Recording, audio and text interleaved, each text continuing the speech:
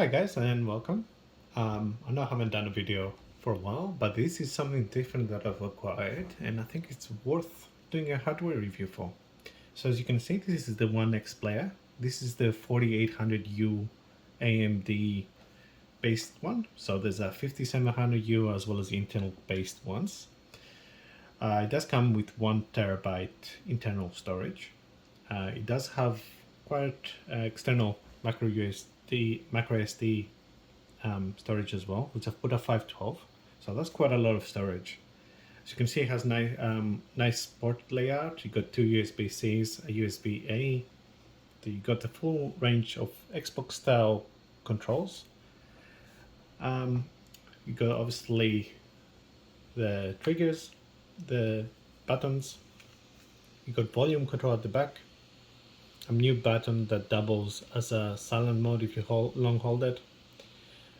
Two intakes, so it's got two fans compared to the one fan I believe on Aya, Neo and others. This is the power button, which doubles as a fingerprint I believe only on Intel, not on AMD versions. Got the two outtakes there, and at the bottom you got the pogo things, which is for this external keyboard. So it magnetically attaches. Unfortunately it doesn't stay there, but it does magnetically attach and it does work quite well. One thing with the keyboard I don't like is the mouse region. It doesn't have a good multi finger support, so scrolling doesn't work quite well. So for the front, you can see I got Forza Horizon running on the background, but we got the two speakers here, one on each side. You got a desktop button that takes you straight to desktop. It also doubles, I believe if you long press it, it doubles as the Xbox overlay. So as you can see, Xbox overlay comes on top. So long press it again. There's also button combinations. If you long press the desktop button and the keyboard button, you do have the task manager, which is great shortcut. Also the display obviously is touchscreen as you saw. Talking about the keyboard button, it doubles if you long press it as a a mouse controller. So once it lights up, you can use it as a mouse. If you press it once, you get the keyboard, which is great. So there's also a BAT executable file that lets you upgrade this keyboard to the Windows 11, which is you're currently seeing. It originally uses only on-screen Leo keyboard, which is not very good. Apart from that, you got the turbo button here that changes the DTP value to a higher one. So as you can see on the overlays there, running about 10 watts. If I press the turbo button, it does run quite a bit higher, so 28. So performance wise, you can see, let me just zoom in here. Performance is running at 39 FPS here.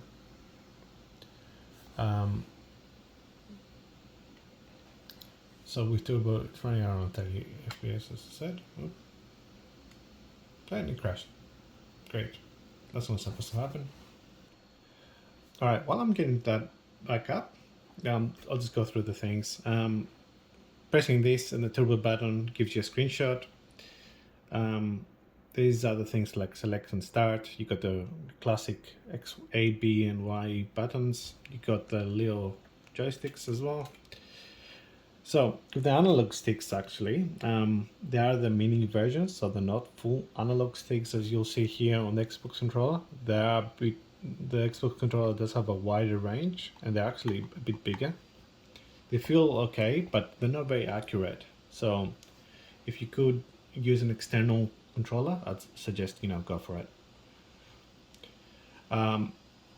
So I'll go through some pros and cons. All right. So starting with the pros, the display resolution is a 1440p panel, which is really good. It's very sharp.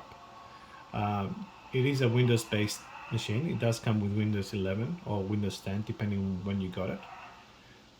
It has a good performance. So it is 8-core CPU with Vega cores, so it's not RDNA 2, but it's very capable. As you can see here, I'll be running quite a few games with quite good performance, for what it is.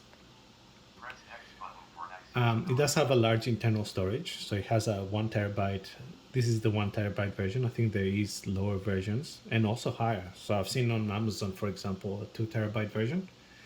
It is upgradable. I mean, you can unscrew the things, and if you're happy and comfortable with opening a computer and repasting it, you'll be comfortable doing this as well, which I'm not going to show you, unfortunately. But there is guides out there if you need. It does come with a 100-watt charger, so you can charge and play and have your battery filling up, which is good. And the charger is a gallium nitride one, so it's quite small and also with huge 100-watt battery. It does have two outputs as well, so you can charge something else in the meantime.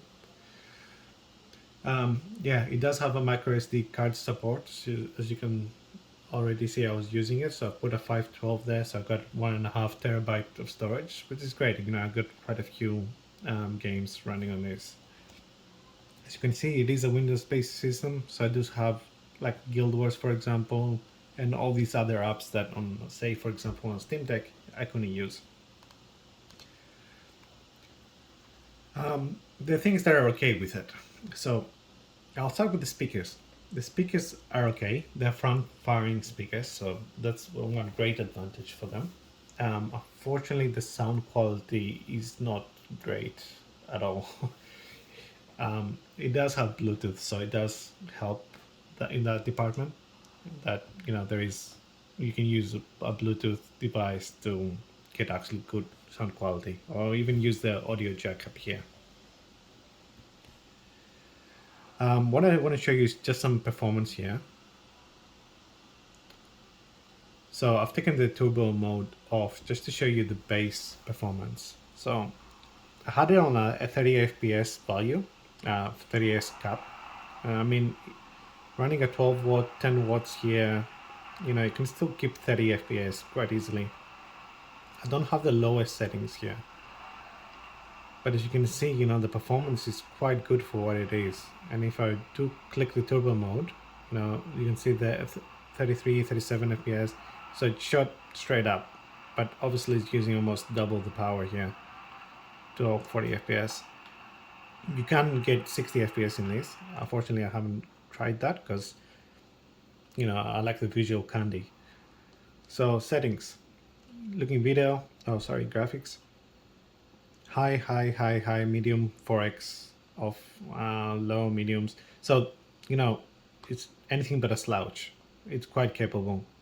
And I'm running on a 720p. I had a 30 FPS cap before. I think it's a bit better to cap it, especially for the lower TTP values.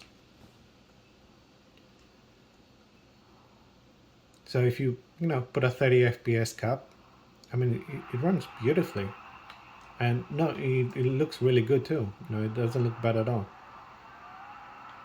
Now with a game like this, I do have a nice little tool that I'll recommend everybody. So it's called Lossless Scaling. Unfortunately, it's not free, but it is around $7 to use. What you do is go to display, I believe, or video, and you need the games to be not on full screen to actually work. So if it's something like this, you press scale, it has a little countdown, you click back, and it will scale the minimized resolution to your actual resolution. And it uses AMD FSR. So as you can see, the quality is a bit better, but you're also getting the performance. So I'll put turbo mode there, for example, and you're getting this stable 30 FPS non-stop. And it looks great. All right, so I'm gonna change over to a different game here, just to show you some performance, and then I'll talk about the cons. All right. So I do have things like Go Galaxy, so I can run Cyberpunk easily here too. Guild Wars 2, for example, runs beautifully. Even on lower DTP, non-turbo mode, it runs at a 40 plus frames on about medium-high settings. I want to show you Cyberpunk here as well, just to get an idea. I think I got almost a 30 FPS cap here. All right, so while I'm launching Cyberpunk, I'll quickly talk about OP. I think I want this one. So yeah, while I launch Cyberpunk, I'll talk about the cons. All right, there's quite a few things to consider before going ahead to purchase. Um, as I said, the display does have a beautiful resolution. It's a 1440p, but I've lowered it obviously for performance reasons there in games. None of the games are going to run at 1440p, so don't expect to use that resolution. The analog sticks is the other thing I want to talk about. So you're going to be using them on the device. They're the mini versions, and they're not very good. They're not very accurate. They do have a bit of a dead zone, and the actuation on these Leo joysticks, it's not as good as an actual, prop controller that I have here.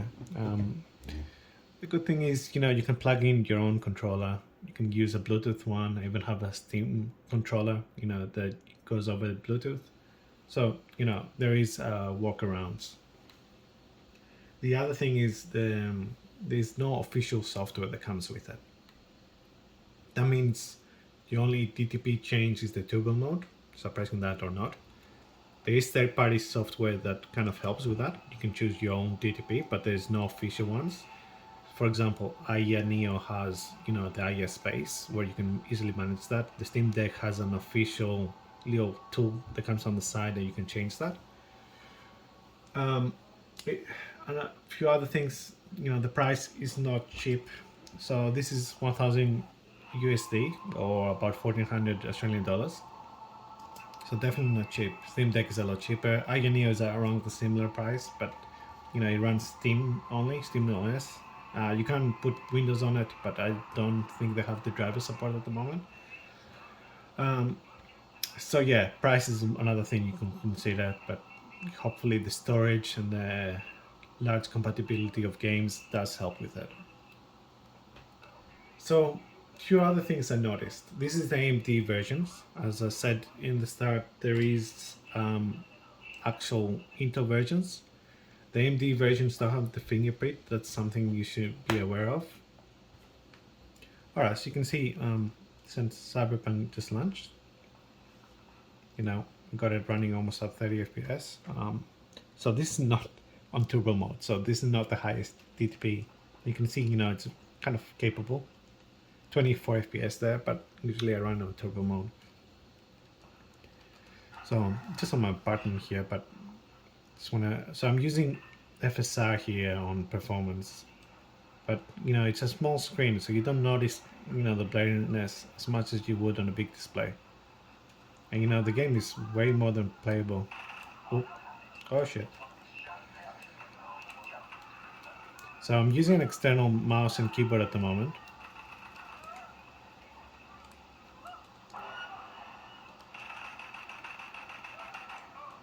I mean, the performance, I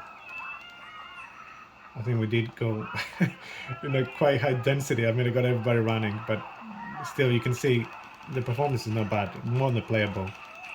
And before I die, I'll quickly show you the settings I'm using. So graphics wise, as you can see, I got mostly low with some mediums in betweens. Medium. Textures I believe I have on medium. I do have contact shadows and improved facial. I got this on performance for the FSR. I believe the resolution is 720p. Or not. Sorry, it's actually a bit higher. So I'm running a bit on a higher resolution. So I wonder what it would be like on a 720p. Hold on. I just need this to be full screen now. So, yep, obviously a lot smoother. I'm getting my ass kicked here. You do get a smoother resolution, but obviously it does impact performance quite a bit. So yeah, very capable device. I'll just go back here. So there is some other issues that I found with the device. First of all, as you can hear, that's the noise of the fans is quite a bit. It's not very quiet. So using this at night, let's say you have a partner next to you, obviously it will get annoying. There's a way to change that. You can hold the mute button at the back, and you can see the LED will be start flashing, and it limits how loud the fans will get. But obviously you can't, there is no fan control, so you can't really adjust it.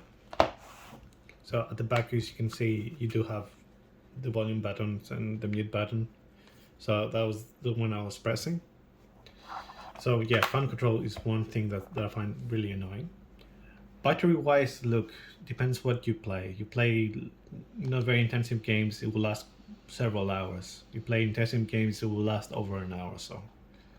So I've had it off charge for quite a while, and it's at 42%. I think when I started the video it was around 60, but obviously we're playing quite intensive games there. A few other things to talk about the cons that you need to be aware of, and I think some people might have these issues, is that when you're charging it, it does have ghost touches. So especially when you're touching it, it is a touchscreen, but when you're charging it, the touchscreen has ghost issues. I'm not sure what's going on with the charging itself. From what I read on Reddit, apparently it's not grounded, causing the ghost touch issues to come. So look, overall, if you're not in one of the countries that does have a Steam Deck, your choice is this or the Neo. I went from this because it was cheaper. Plus, I like the bigger screen. But overall, look, I think it's a great purchase. It does replace a laptop if you need to. You have the USB-Cs that you can plug into external monitor. As you can see, I do have my full-size keyboard here that I'm using, which has Bluetooth. So I'm using this at the moment, and then I got external, just basic Bluetooth mouse. And you got yourself, a full laptop, which is great. If you do want to see specific games running on it, so for example, I do have like Star Citizen, Guild Wars, which not many people have actually played this. Star Citizen, it doesn't run the best, but it does run. So on MP areas, you get about like 25-ish frames. Busy, it's a bit lower. On Guild Wars, as I said, the performance is exceptional, even on not turbo mode, which is good. I do have some Xbox Game Passes. I think I had Valhalla running around 30 FPS or so. But if there is something specific and you're curious, please leave a comment below. Otherwise, look, if you enjoyed this video, please leave a like, sub, and give me a sub. If not, don't do that, no worries. Anyways, this is Gaming with Outkast signing out. Thank you.